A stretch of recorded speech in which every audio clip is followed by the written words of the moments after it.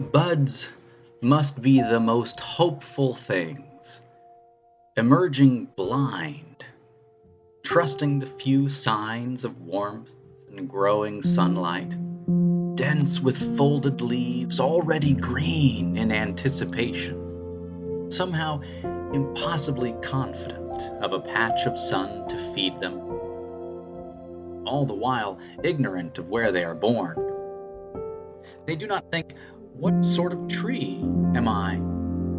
They do not worry top or bottom, northern or southern exposure. They do not even know if the tree or branch or stem is alive, or lying uprooted and dying on the forest floor, destined only to nurse other trees in its stead. Spring fools us all, and every year we fall for it. The signs of life, the baby bunnies munching fresh-grown grass, chicks chirping, and worms offering themselves up out of the moist dirt to feed them. The scarcity of yesterday is forgotten. The desperate teeth of predators now a sated smile, the hungry longing eating our bones soothed and sleeping in the glorious excess of expectation. Rising earlier, setting later, eyes growing accustomed to the light and lasting longer. Sins are forgiven in the spring, and we start anew, reborn again and again as if for the first time, forgetting and forgiving even the inevitable frost that will come in time, we know abstractly. Winter's binding grasp melting in patches until there is nothing but brightness and laughter. Toes seeking coolness close to the earth, eyes closed for calm and sobriety, cleansed of the wringing hems of heavy cloaks that protected us, now consigned to basements, boxes, Goodwill, along with snowshoes and ski boots that I meant to use another year gone by. Meanwhile, I wear out my sandals every summer, the throwaway thongs that get me from the bathroom to the beach and back, and as easily left behind. And even my bare feet silently admit the finitude of freedom, the limited lifetime of liberal thoughts, time, clothing, or lack thereof. Here we are, already lulled halfway to summer's sun and seeking to celebrate the gift of life and those that give it, mothers and their mothering. Now, just past the frenzied blur of hatchlings' cries and burrowed newborns nursing, the endless moving mucus of the season, allergies, colds, tears from bare knees and bare hearts scraped in rough play, the shift in schools, sports, friends, the plans for camps, vacations, activities, occupations, and all the logistics of life, living without end or downtime or boredom, as if life never stops needing mothers' muscles lifting babies from cradle to grave, still nursing us, often even while nursing themselves. A spring we expect, like the season, to never stop giving, and too rarely, like pausing to appreciate the sun before returning to whatever tending task we employ, for a moment maybe transfixed in awe, if we pay enough attention to all the whirling motions, the planets in orbit around a juggling star, the turnings and attentions giving just enough warmth, just enough cool, nurturing growth here, toughening a stalk there, to stand on its own eventually, as every tree must at some point earn its own bark and branches that withstand the gales we know will likely come, though hope not, or not too soon. The grand gardener at work in all, beyond what we can sense or see, stars and galaxies also spinning, and plans in the works we do not know, and may never be thankful for beyond being able to enjoy our life now. We step outside ourselves for a moment and aim our vision to those who always go before and yet are always behind, sometimes beside us, inside them, an inescapable perichoresis that binds us in ways we will never completely appreciate. Yet, knowing this, appreciate it all the more. Surely every day we can see the sun shining, its warming energy caressing leaves and shoulders, young and old.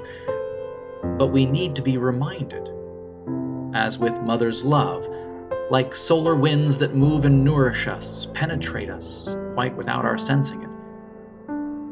It is important not to simply stop and smell the roses, but to offer that scented gift to those who offer it daily and nightly, all of us unceasingly in their orbit as well. The suns and stars that are our own in blood, or in whose gravity we find ourselves drawn in by.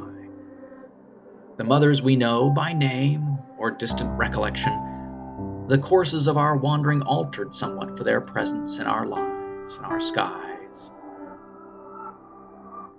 We pause, now that we are fed and waiting for summer.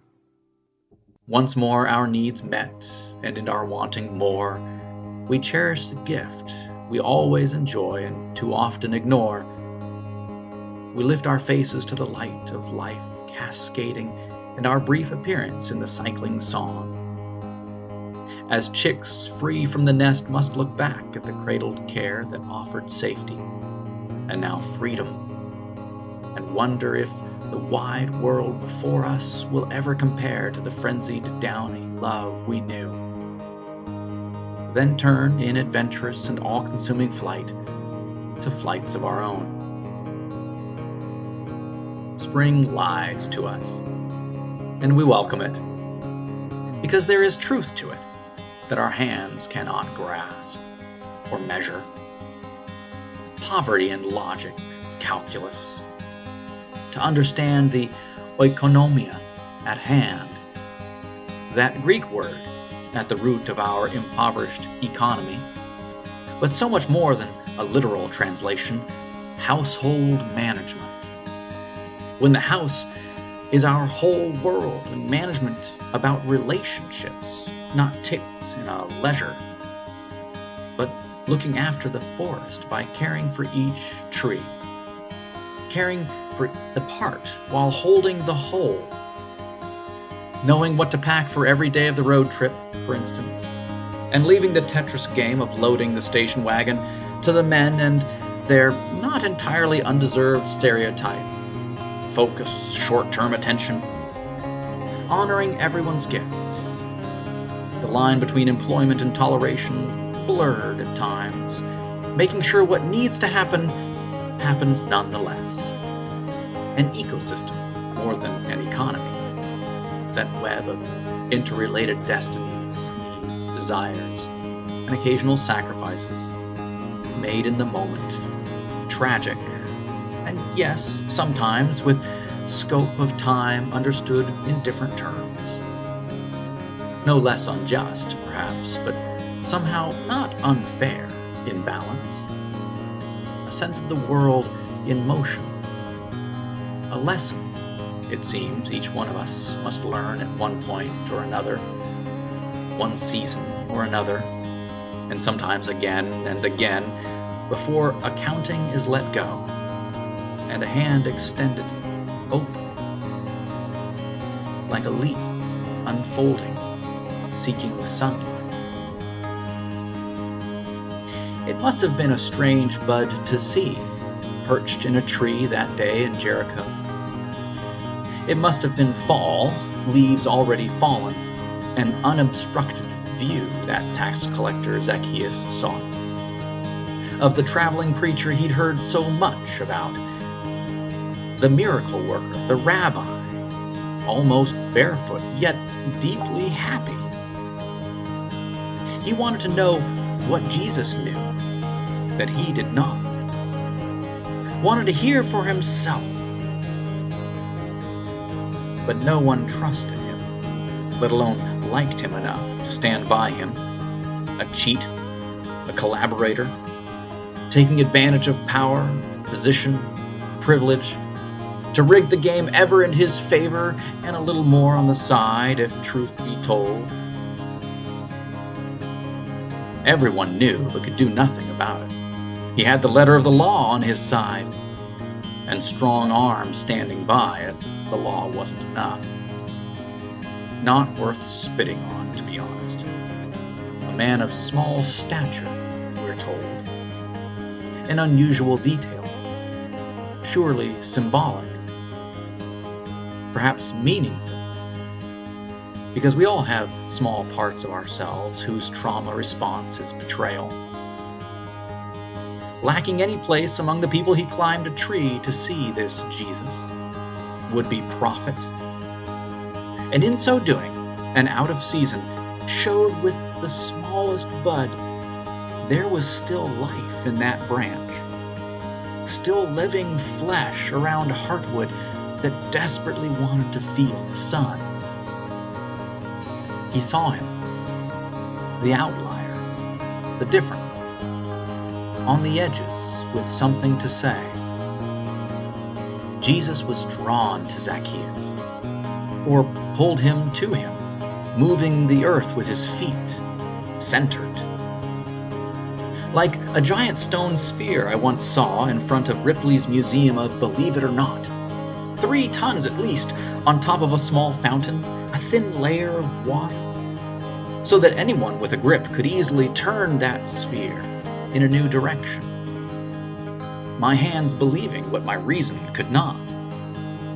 Jesus saw there a burgeon, where others saw needing pruning, dead wood best burnt in the spring, and called out, "Unfold your leaves and come down from that tree. Today I want to sit in your shade." The crowd, disbelieving this sickened branch held anything worthy.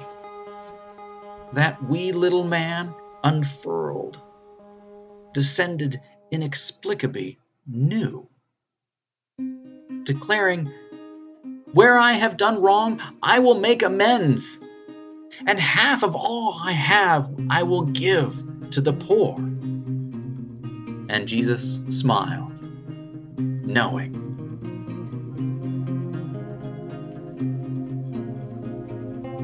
Here typically ends our Sunday school lesson, awkward and unrhyming.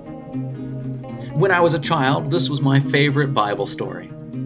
Perhaps because I too was of small stature, or I felt I didn't quite belong, or because here is someone who climbs trees, and that made sense to me. It wasn't until later, in my own Zacchaeus years, contemplating loyalties and directions, feeling the shallowness of some of my roots, having missed the springtime when most were blossoming, I felt, that I reread this chapter from a beloved past and realized I had never finished the story.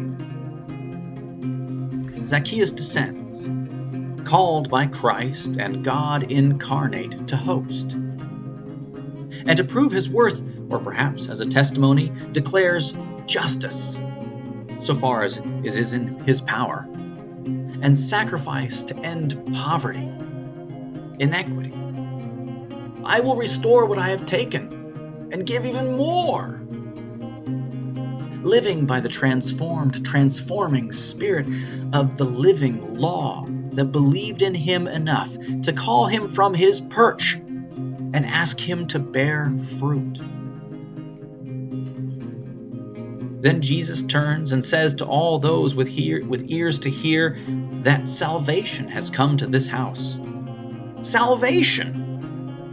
Not favor or praise or power or satisfaction, not wealth or prestige or even truth. Salvation! "I seek," he said, "the shoots that will not blossom, the seeds that will not germinate, the chaff and dross the world seeks to burn and toss. See that what is impossible with prejudice is possible with God. Grace flowing both ways." And note what didn't happen in Jericho that day. No declaration of Jesus as his personal Lord and Savior. No baptism, no confirmation, no joining a church, no tithing, no political allegiance, none of the usual trappings, qualifications, prerequisites, and yet, salvation has come to this house, the scripture says. It is as if the people right there are being sorted into the sheep and goats that the Gospel of Matthew foretells. When the sheep are not believers or belongers, not the right sort, but people who gave food to the hungry, water to the thirsty, clothes to the naked, ministered to the sick, visited those in prison to see the crime of prison itself. And the goats cried out, "When did we not give you water or shelter, or health insurance, or job security, or a living wage, or maternity and paternity leave?" When you did not, Jesus says, give it to the least of these, my sisters and brothers. As if they needed reminding what the prophet Micah had said, all that the Lord requires of you is to seek justice, love kindly, and walk humbly with God. Meaning, in the poetic parlance of the age, that seeking justice and loving without prejudice is precisely what it means to walk humbly with the Lord. But we need reminding over and over because we seem to always turn to the blossoming tree and sing its beauty, while those that labor in poor soil or poisoned vineyards receive nothing but our distrust and dismissal. Dead wood, better to burn and be done. We sometimes need reminding that Mother's Day began not for mothers, but by mothers, for their sons being sacrificed in wars to the gods of others' greed, iniquity, protecting the wealth of some, preserving the poverty of so many others. It was not a day for pastels and flowers and broad-rimmed, beribboned hats, festooned with talk of queens to the ranks of slaves. Mother's Day is for blood-red resistance and remembrance, for recommitment that orchards are not for the owners, but for the trees, the old and young, the fruit and vine, those withered ancients requiring 2x4s like walking canes to support them as they bear up one more abundant offering, and the plumules hidden deep in dark embraces, requiring assurance that they too will taste these riches. Mother's Day is a day for radicalization, getting at the root and recognizing that we are not trees alone, but forests together in the same woven economy of soil and sun. And every mother's child is a child of God, deserving, sacred, lovable. And until we see this whole wide world as one holy creation, our work is not finished. We are called Community of Christ, recognizing this global household, community of Christ. We're all in it together. Salvation is not one person at a time, but the whole damn thing together. Pursuing shalom is not only cessation of violence, but the presence of justice, equity, inclusion, hope.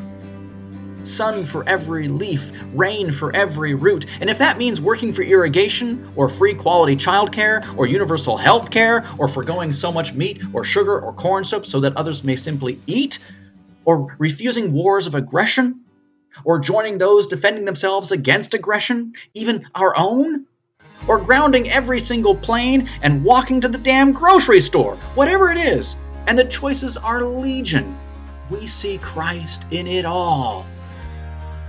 We are not Christians alone, by ourselves. For us, community is implicit in the definition, explicit in our name, foremost in our understanding of what it means to be disciples of this figure who calls forth shoots from wood others left for dead. A harvest not for some, but for all. Salvation has come to this house, not because of what Zacchaeus said or thought, but because of what he did. Not because of what we believe or say or sing, but because of what we do. We believe and say and sing to remind us of the truth we cannot always grasp, but that our hands can believe, and in the offing, feel communion. So we set a table with room enough for everyone, and make sure we get every single one there, feeling the solid seat of hospitality and love under their butts, the hard reserve of a world held out for them without qualification. A sacred meal, symbolic and real, reminds us to whom we are deeply related, a consanguinity of all creation, a table set for the world entire, a truth more personal than proper nouns or possessive pronouns can convey. We take in the harvest of so many labors, come down from our lofty removes, and face the present, nourished for the work.